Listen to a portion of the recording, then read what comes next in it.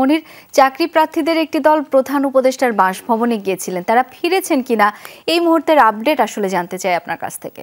আজকে ঘন্টা দেড়েক আগে তারা সেখানে গেছেন এবং এই যে চাকরিতে প্রবেশের বয়সসীমা ৩৫-এর যে ব্যানার, সেই ব্যানারের তারা সারা দেশের ১২ জন সমন্বয়ক আছে। সেই সমন্বয়কদের থেকে ৬ থেকে ৭ জনের প্রতিনিধি দল তারা গেছেন প্রধান উপদেষ্টার বাসভবনের মধ্যে। এবং কিছুক্ষণ আগে তথ্য প্রযুক্তি উপদেষ্টা এবং বৈষম্য বিরোধী ছাত্র আন্দোলনের একজন সমন্বয়ক নাহিদ ইসলাম তিনিও গেছেন।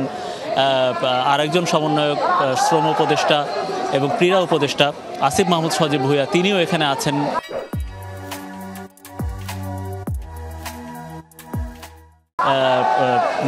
এবং বিভিন্ন স্তরের প্রশাসনের বিভিন্ন কর্মকর্তারা, আইন শৃঙ্খলা রক্ষাকারী বাহিনীর বা গোয়েন্দা সংস্থার বিভিন্ন কর্মকর্তারাও ভেতরে আছেন।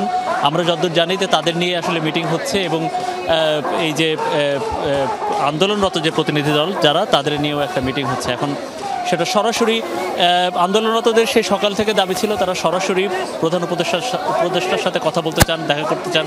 যদিও আমরা এর মধ্যে দুপুরবেলায় দেখেছি সরকারের পক্ষ থেকে একটা অবহিত করা হয়েছে যে একটা কমিটি করে দেওয়া হয়েছে যে এই চাকরির বয়সসীমা বা চাকরিতে প্রবেশের বয়সসীমা ৩৫ করা হবে কিনা এই ব্যাপারে সরকারের একটা নীতিগত সিদ্ধান্ত হয়েছে বা তারা সেই সিদ্ধান্তটি এক সপ্তাহের মধ্যে জানানোর কথা।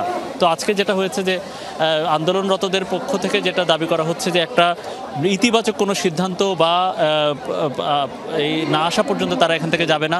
আমরা দেখছি যে কফিনের কাপড় পরে তারা এখানে আন্দোলনে গেছেন এবং এইটা যদি এখন সিদ্ধান্ত না হয় বা তাদের পক্ষে সিদ্ধান্ত না যায়, তাদের আন্দোলনটা আরও বড় হবে। তারা এখানেই আমরণ অনশনে যাবেন।